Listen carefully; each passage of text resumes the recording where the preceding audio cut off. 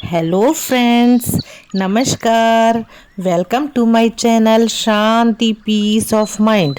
दोस्तों, आज हम पिंडदान पे चर्चा करेंगे। पिंडदान क्या है और पिंडदान करने की परंपरा क्यों प्रचलित है।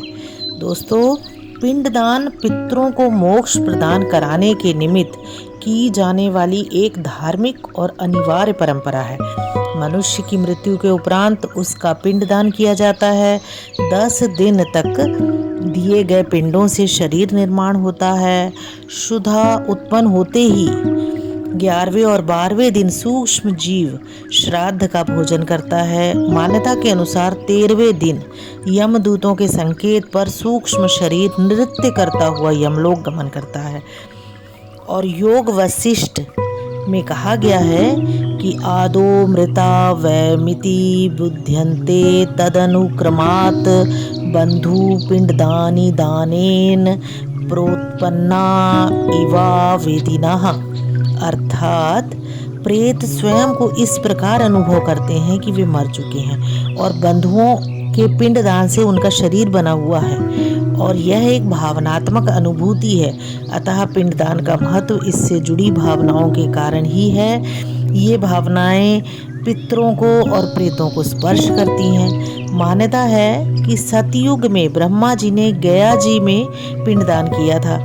इसके बाद से ही यह परंपरा चली आ रही है कि पिंडदान के लिए जौ या गेहूं के आटे में तिल या चावल का आटा मिलाकर दूध में पकाया जाता है। इसमें शहद और घी मिलाकर लगभग 100 ग्राम के 7 पिंडों का निर्माण किया जाता है। एक पिंड मृतात्मा के लिए और 6 पिंड जिन्हें तर्पण किए जाते हैं उनके लिए समर्पित करने की परिपाटी है। प्राचीन काल में पिंडदान का कार्य पूरे वर्ष चलता था।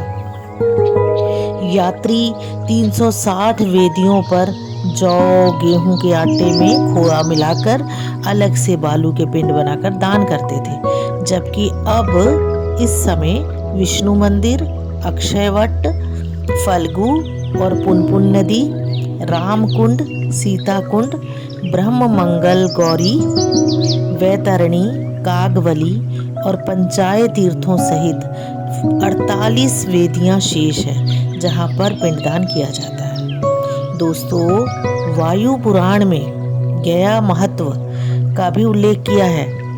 कथा के अनुसार ब्रह्मा जी ने सृष्टि के सृजन के समय गया नामक एक दैत्य को उत्पन्न किया। उस दैत्य ने कोलाहल नामक पर्वत पर घोर तपस्या करके भगवान विष्णु जी को प्रसन्न कर लिया। भगवान विष्णु जी ने उससे वर मांगने को कहा। तब गयासुर ने वर मांगा, हे प्रभु, मुझे ऐसा वर दो जिससे कि मेरे स्पर्श से सुर, असुर, कीट, पतंग, ऋषि, मुनि और प्रेत आदि पवित्र होकर मोक्ष प्राप्त कर सके। तो भगवान विष्णु बोले, ऐसा ही होगा। यह कहकर भगवान विष्णु अंतर ध्यान हो गए। उसी दिन से गयासुर के दर्शन और स्पर्श से सभी प्राणी मोक्ष को प्राप्त करके स्वर्गलोक में जाने लगे। गया तीर्थ पर पिंडदान के महत्व को कूर्म पुराण में भी प्रकट करते हुए लिखा है, गया तीर्थ परम गुहम पितृणा जाति बल्लभम कृत्वा पिंड प्रदानम तू ना भुवो जायते नरः सकृद गयाभिगमनम कृत्वा पिंड ददाति यः तारिता पितृस्तेन यास्यन्ति परमागतिम। गया तीर्थ पितरों को अत्यंत प्रिय है। यहाँ पर पिंडदान संस्कार संपन्न करने पर मनुष्य का पुनः जन्म नहीं होता। तात्पर्य यह है कि उसे मोक्ष मिल जाता है। जो मनुष्य गया तीर्थ जाकर एक भी पिंडदान करता है तो उसके द्वारा पितृ परम गति को प्राप्त होते हैं और नरक आदि कष्टप्रद लोकों से विमुक्त हो जाते हैं। कूर्म पुराण के अनुसार वे मनुष्य धन्य हैं जो गया तीर्थ में पिंडदान करते हैं।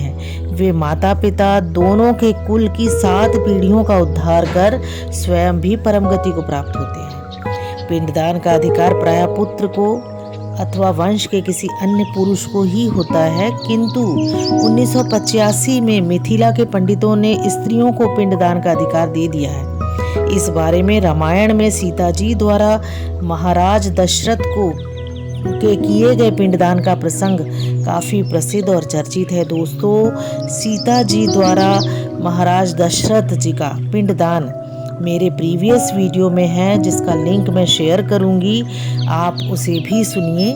हाँ दोस्तों, अगर अभी तक आपने मेरे चैनल को सब्सक्राइब नहीं किया है तो सब्सक्राइब कीजिए, इसे लाइक कीजिए और अपने दोस्तों में भी शेयर कीजिए। मैं बहुत अच्छी जानकारी आपके पास लेकर आती रहूँगी। Thank you.